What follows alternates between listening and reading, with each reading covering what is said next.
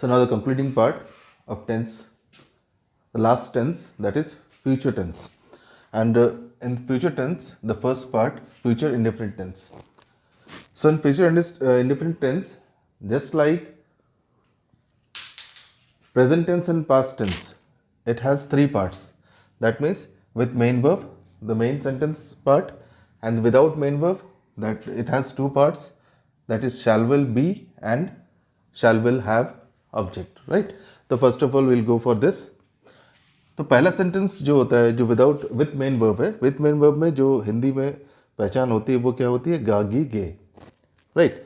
इसका जो रूल है subject plus shall will plus verb first plus object, और इनके बारे में मैं पहले बता चुका हूँ कि शैल विल का यूज़ कहाँ करना है, कैसे करना है, ये मैंने पहले बताया है आपको। तो पहले आप चार्ट में देख लेना, right. Now I shall sing a song, मैं एक गीत गाऊंगा। He will not sing a song, वह एक गीत नहीं गाएगा। Shall we sing a song, क्या हम एक गीत गाएंगे। When will they sing a song, वे लोग कब गीत गाएंगे। सो ये फिर से एक बार रिपीट कर रहा हूँ, ये affirmative sentence, negative, interrogative and then interrogative word, right.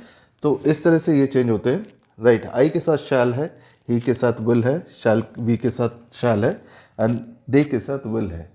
I and we इन दोनों के अलावा सबके साथ विल लगेगा, आई और वी के साथ शैल लगेगा। हाँ, ये ऑपोजिट होता है। ऑपोजिट होने का मतलब कि आई और वी के साथ विल लगता है और बाकी सबके साथ शैल भी लगता है, लेकिन वो केस दूसरा है, that I will explain letter. Now second thing, without main verb, इसमें मेन वर्ब नहीं होंगे। जैसे यहाँ मेन वर्ब सिंग लिखा हुआ है, सिंग है, राइट, ऐसा इसमें कोई भी मेन वर्ब नहीं होगा। Subject plus shall plus will plus be plus object, right. Now इसका मतलब क्या है, I shall be a doctor, मैं डॉक्टर होऊंगा। In future he will be a painter, right. Shall we be politicians, why will they be thieves, ये होने की बात हो रही है, कब, फ्यूचर में, ठीक। ये चीज़ हमने प्रेजेंट में भी पढ़ा था। नाउ हियर ओन करने की बात, ओनरशिप, ये ओनरशिप के लिए आई शैल हैव अ कार, मेरे पास एक कार होगी। He will have a car, उसके पास एक कार होगी। Shall we have a car, क्या हमारे पास एक कार होगी। He will, how will they have a car, उनके पास एक कार कैसे होगी। सो ये आपके शैल हैव, विल हैव, और ये shall be, will be, and ये आपका main verb.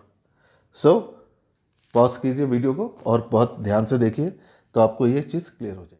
Now future continuous tense, future continuous tense as it is continuous in future tense, right. रहा होगा, रही होंगी, रहे होंगे आदि, ये जो है हिंदी में सेंटेंस लास्ट के सेंटेंस होते हैं, लास्ट के वर्ड्स होते हैं, और इसी को देख के आप पहचानेंगे कि ये फ्यूचर कंटिन्यूस टेंस है।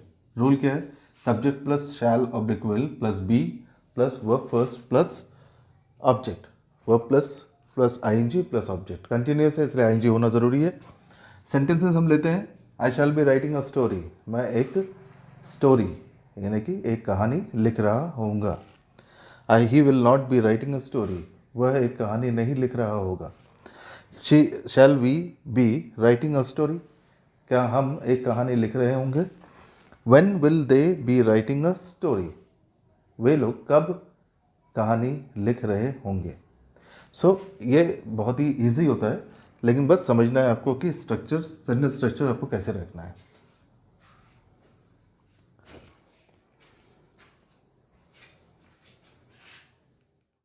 Now we are coming up to future perfect tense. Future perfect tense, just like all the perfect tense, but little bit difference is there. इसका जो पहचान होता है वो क्या है, चुका होगा, चुकी होगी, चुके होंगे आदि, चुका होऊंगा, चुकी होंगी, लाइक दिस। ये हिंदी का सेंटेंस है, इससे पहचानेंगे कि आप ये फ्यूचर परफेक्ट टेंस है।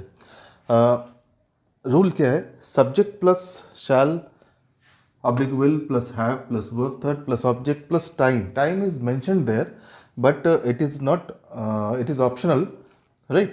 You can put the time or you cannot right. It depends upon you. If it is needed you can put the time, but उसका एक रूल है, उस रूल को खास ध्यान रखिएगा कि टाइम के पहले हमेशा क्या आएगा, बाय. राइट. सिंपली जब लिखते हैं तो हम यहाँ तक रूल आपका ख़त्म हो जाता है, but when you are using time उस समय क्या करना पड़ता है आपको, यहाँ पर क्या यूज़ करना है कंपल्सरीली, बाय प्लस टाइम. तो बाय प्लस टाइम एक कन्फ्यूजन होगा आपको कि यहाँ टाइम है और अभी जो आने वाला है परफेक्ट कंटिन्यूस टेंस उसमें भी टाइम है. लेकिन आप ध्यान रखना कि जो परफेक्ट कंटिन्यूस टेंस होता है उसमें जो टाइमिंग होती है वो कौन सी होती है, टाइम स्टार्ट होने का, किसी भी एक्शन का स्टार्ट होने का टाइम होता है. लेकिन इसमें जो है ये कब तक फिनिश करेगा इसका मेंशन करता है यहाँ पर. कब तक फिनिश करेगा, कब शुरू करेगा उसकी बात नहीं है, कब फिनिश करेगा. इसीलिए यहाँ पर जो है बाई के साथ टाइम का यूज़ किया गया है. और इसमें जो डेफिनेट टाइम है वो ही ज़्यादा यूज़ होता है. Well, so I shall have written a story by 8 o'clock. मैं 8 बजे तक एक स्टोरी लिख चुका होऊंगा. राइट. हिंदी समझ में आ रही ना आपको. I shall have written a story by 8 o'clock. मैं 8 बजे तक स्टोरी लिख चुका होऊंगा. He will not have written a story by Monday. वह मंडे तक स्टोरी नहीं लिख चुका होगा. Shall we have written a story by November. क्या हम नवंबर तक स्टोरी लिख चुके होंगे. How will they have written a story by afternoon. उन लोगों ने आफ्टरनून तक कैसे, मतलब वे आफ्टरनून तक कैसे एक स्टोरी लिख चुके होंगे. So this is future perfect tense. Pause the video and study. Now future perfect continuous tense. Future perfect continuous tense में जो हिंदी में लास्ट में जो आता है वो क्या आता है, रहा होगा, रही होगी, रहे होंगे आदि के साथ कार्य के आरंभ का समय, जो कि मैंने पहले बताया था. परफेक्ट टेंस में, परफेक्ट टेंस में कार्य कब खत्म करेगा उसकी बात थी, और यहाँ पर कार्य कब शुरू किया है उसकी बात है. और इसका रूल है वो क्या है, subject plus shall will plus have plus been plus verb first plus ING plus object plus since oblique for plus time. Since oblique for का यूज़ जो है आपको अच्छी तरह पता है, ये पहले भी हम कर चुके हैं 2 बार, पास्ट में और फिर प्रेजेंट में, दोनों में. तो इसका सेंटेंस क्या है, I shall have been writing a story since Monday. हम मंडे से स्टोरी लिख रहे होंगे. मैं मंडे से स्टोरी लिख रहा होऊंगा. He will not have been writing a story for 2 hours. वो 2 घंटे से स्टोरी नहीं लिख रहा होगा. Shall we have been writing a story since afternoon. क्या हम आफ्टरनून से स्टोरी लिख रहे होंगे. Why will they have been writing a story for 2 weeks. और वो 2 हफ्ते से वे स्टोरी क्यों लिख रहे होंगे. वे 2 हफ्ते से स्टोरी क्यों लिख रहे होंगे. So in this way we are concluding the tense part. Right. Many more things are there. इसके अंदर बहुत सारी चीज़ें और भी होती है. डिटेल में हम इसको बाद में समझेंगे, लेकिन अभी as per tense it is almost finished. Okay. Now one important information. मेरा एक चैनल है SAR अकेडमी. उस SAR अकेडमी चैनल में आपको इसके बाद जितने भी ग्रामर के जो पोर्शंस होते हैं, parts of speech, tenses, voice, narration, everything, जितने भी ग्रामर के जो सेक्शंस होते हैं वो सारी चीज़ें आपको उस चैनल में मिलेंगे, और उसके लिंक मैं आपको सेंड कर दूंगा जब ये तैयार हो जाएगा. और दूसरी बात है कि आपके जो टेक्स्ट बुक के जो एक्सप्लेनेशंस हैं चैप्टर के, जस्ट लाइक क्लासरूम एक्सप्लेनेशन, ठीक वो भी हर चैप्टर के एक्सप्लेनेशन उसमें होंगे. Right. Including everything that vocabulary explanation, और ये सब चीज़ आपको उसमें मिलेगी. And that channel will be very useful for you people, for all the people those who are studying online. So kindly see to the link.